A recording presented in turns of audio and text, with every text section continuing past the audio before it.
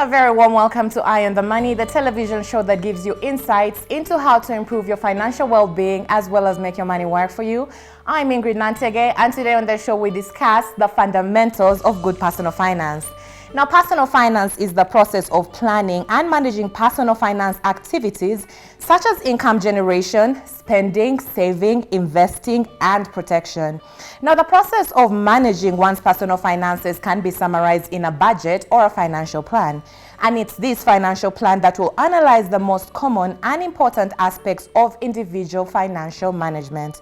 Today on the show, we're discussing, or rather focusing on breaking down the most important areas of personal finance. And joining me to do all this is none other than a financial consultant at MG Consulting, Maxwell Gichuhi. You're very welcome. It's always a pleasure having you on the show, Maxwell. Thank you so much, Ingrid. Happy Women's Day. Happy Women's Day. Thank you very much. Yes. So I can't even think of a better person to have this conversation on good personal finance with than you. Yeah. But to set the ball rolling, or rather to help us get a better understanding from the basics, Yes. when we talk about good financial management, what exactly are we focusing on? What does it entail? All right. So, Ingrid, I'll begin by appreciating that majority of us Kenyans would say, they say people who have 100,000 and more are less than 79,000. Majority will fall in between 20 to 50,000. And most of the time when you talk about personal finance or coaching, the first thing guys, when you tell them to work on the budget, they will say, is there's no need to work on a budget because my money is over even before I finish writing that budget. But that's the first place to begin with. So proper personal finance begins with us working on a budget. Right. It begins with us accounting for every single penny that comes into our hands. Yes. So basically what you're talking about is planning. Planning is king, absolutely. Perfect. Now, if we're to move on, when we talk about the fundamentals behind good personal financial management, if we talk about the strategies, if you're advising someone out there who's trying to get their money in order, what would you say are the best strategies or steps that they can put in place? All right. So the first thing I would say is I want you to work from your goals. Remember, Ingrid, we could have come from the same mother, born on the same day, went to the same school, achieved the same degree. But my life would be different from yours in the sense that I have my own personalities. So my goals will not match your goals, all right? And that's true for all of us. So one of the things we need to start is by coming up with our goals, because goals will help us allocate our monies to the right priorities. Most of the times, Ingrid, you will get a parent who the child is maybe in grade 4, and they had a trip, and the trip shows up on 18th. Then the child reminds the dad in the evening, Dad, tomorrow we're going for a trip. Right. Then the father says, what do you mean a trip? How much? 2,000. Why can't they plan this trip end month? All right? It's not because he cannot afford, it's because he did not prioritize. Now, if we have goals, of course, education for me would come on top. Family is there on top as well, and there are many other things that will prioritize. So that when my money comes, I am allocating these things to what is most important. Now, let me say, because every time we talk about a budget, people feel like Maxwell wants us to deny ourselves. That's not the thing. Actually, it's a budget that will help you get those things that, make life sweet or exciting. All right? For instance, if I like buying good suits, I can't afford to buy one every other month. Right. But I can plan myself in such a way that every 3 months, then I can afford one. And what will I forgo? Maybe I'll decide, let me forgo my lunch, and I'll be packing lunch and coming with lunch to town.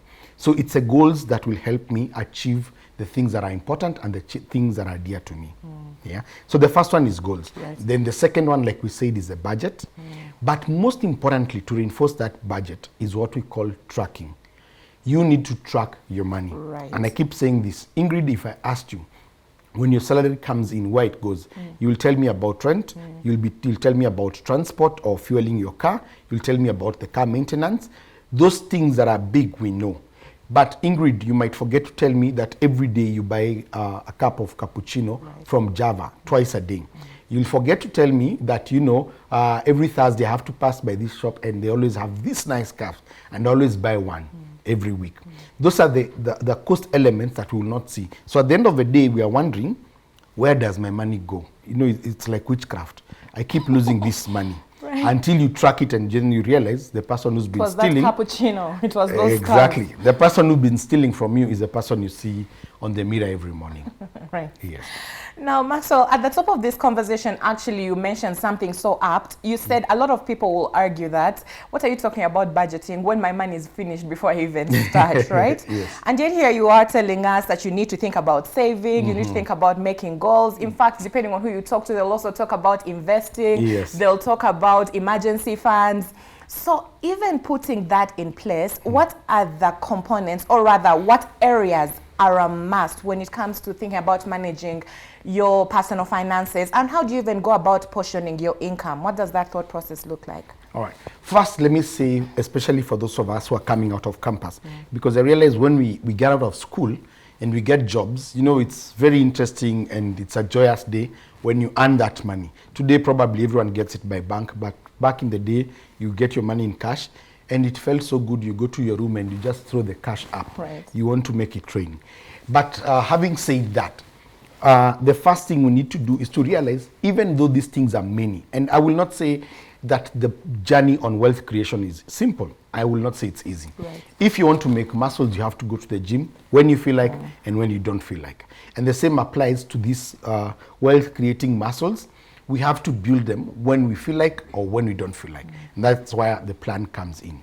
So Maxwell will talk about you need to pay yourself first. Now, people sometimes ask, what do you mean paying myself first? I've already been paid. But Ingrid, when your salary checks into your account, that is not your money. That's why you'll end up paying your landlord. You'll pay for school fees. You'll send money maybe to your parents or relatives. You'll put money aside to give alms to the poor. You'll put money aside to buy your dashing outfits. We pay everyone else apart from ourselves. And by the time we get to the end of the budget, there's nothing to pay. People need to start paying themselves first. The best way to appreciate yourself is to pay yourself first. And I like using the example of a government. The government wants to earn money fast. So what they do, Ingrid, they don't wait for you to get your salary, then tell you, Ingrid, you know, there's a national bank near where you work. There's KCB near you where you work. These are bank details. Once you get, please put in 26.7% of that money in taxes in our account. If they did that, they would be broke. Right. So I'd like for us to take the same tenacity and commitment that the government has to ensure that when I'm paid, before I see my money, let that 10%, we usually advise 10% is a good amount to put aside first for savings and investments, all right? Let that money be separated. If you know your personality, you're like Maxwell, and you like to make people happy, that when I get that money, I will want to, in Swahili we say, rudishia mwili pole. I want to get that money less than 10%. Because usually what happens is I will work with what I get. But if that 10% is there, I might decide, let me use it today, next month, I will begin. So we need to put that money aside first so that we are paying ourselves. Now, these other things of, we'll talk about emergency fund, we'll talk about future investments, will be based on our discipline to do that. And like I said, or rather, let me say it again, and let me say it well. Wealth creation, Ingrid, is a skill that any person under the sun can obtain. It's a skill that anyone under the sun can learn, regardless of their educational background, the community they come from, regardless of every other thing. If we are committed, this is a skill that all of us can learn. So you asked about how we will split money. So there's a formula I would like to use for those people who are starting out, just in case I don't know what should I do. So there's this formula we talk about 50, 30, 20, all right? All right, 50, 30, 20. So the 50% should go to your needs. Okay? Rent, school fees, transport for me to come to work. All those things that are important for me to work, including rent, should be within that 50%. Then the 30% will go to want. Remember, even when you talk about savings and investment, we're not saying that you will live a miserable life. We don't want to take you to the life of to live in a monastery. We still want you to enjoy life, but we want you to do this with your goals for the future in mind. Right? Then we've got 20% that will go to our retirement and pension schemes. Now, having said that, 50, 30, 20 is a guide. It's not cast in stone. We don't have to work with it. I wish I knew this when we were leaving school, because it will have given me a template on where to start. But having said that, maybe 50-30 might not work for me, because for me to get to work at 7 a.m., I need to live near the city. So rent will be expensive. So you will play around with those figures, but now you already know we must put aside 10% for savings, and then I need to do something also for the pension, and maybe insurance. All right, insurance is very important, especially if your employer is not giving that to you. Right? Yes. So Maxwell, with that said, and I'm so glad you've even given us a formula, because that's usually really helpful in guiding, with figuring out those portions, because a lot of people struggle, and I'm glad you've also given us that flexibility. But I'd also like to speak in real terms in the fact that we're now actually heading to an election period. And we know the sort of impact that usually has on businesses. I would even go as far as say the economy, right? Yeah, a lot of the times people will say, people will blame a lot of things on the economy, right? So with those realities, first of all, does the economy even have an impact on our personal finances? Let's start there. And how can people plan for this election period? What should they put in mind? Fantastic. So let me start with the element of blame. One of the reasons, or one of the hindrances to personal finance growth is refusing to accept my responsibility. All right, maybe I want to feel like, I'm the firstborn, I have to send money home, I have to do this, I have to take care of my siblings.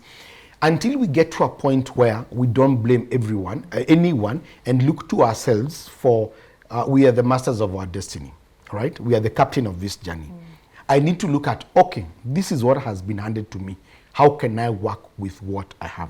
And most of the time, Ingrid, if you study life of successful wealth builders across the world, these people, most of them actually come from a disadvantaged background. All right? Because sometimes it's that emotion, that commitment that drives us to want to build a better life for ourselves and for our children. So people need to take responsibility for their own. It's how you spend your money. It's how you divide that money. It's you lacking the discipline to say, let me have this self-gratification for the next 6 months and deny myself, buying lunch in town and carrying lunch or packing lunch, and save that money and at least start some investment. All right? Right. So in regards to the elections, one of the things I hope Kenyans have learned is that things will happen that we've never thought about or we've never planned for. And that's why we need to create what we call an emergency fund, right? Because it's unfortunate that some people lost their job during this pandemic and they couldn't afford rent for the next month. Because like we said, our paycheck is in the negative. And of course, we've Fulizard, we've Timizard, we've done all that. All right. So we need to create that emergency fund. Now, someone will ask me, Maxwell, I have loans to pay, and I have this. Yes, we have them. And like we say in my tribe, all these things are ours to deal with. So please put some money aside and start building that emergency fund, because we don't know about tomorrow. Elections can be very unpredictable, right? And during the last election, when we had repeat elections, there are many businesses that stalled. And I don't think we've really ever quite recovered from that. And I am sure, Ingrid, we are talking to young people like myself and you who are in these small businesses. We need to put some emergency funds so that in case your business is affected, you can maintain your office or you can maintain the people who are working for you for 3 to 6 months without you borrowing money. So we need to build this emergency fund. For the family finances, we need to have a room in our house that is called the emergency fund. And this is the example like using. If we have this government inspector who can show up to your house any day and you have to accommodate them, and that's a government policy. When he comes and you only have 5 bedrooms, so one is, let's say, rent, the other one is school fees, the other one is groceries, let me call them groceries. Then we have transport and clothing. So those are 5 rooms, they are occupied. If this government inspector shows up, like emergency fund will, he's a government inspector, he shows up without warning, you have to accommodate him. What does that mean? It means we'll either give him money for clothing, money for rent, money for school fees, or we will stay without food. And that's why it's important to have that extra room called emergency, so that when he shows up, kids are not inconvenienced because there's no school fees. You're not kicked out of your house because you cannot afford rent. So we need to plan with these emergencies in mind. We pray that God will deliver us from them. But in case they come, we need to have something that can give us some cushion. Right. Brilliant, brilliant advice. At this point, we're going to take a very short break, but don't go anywhere, because as you've seen, we're handing out nuggets today when it comes to the fundamentals of good personal finance. You can be a part of the conversation by sending your feedback to our social media handles at Metropole TV KE on Facebook, Instagram, and Twitter. I'll see you on the flip side.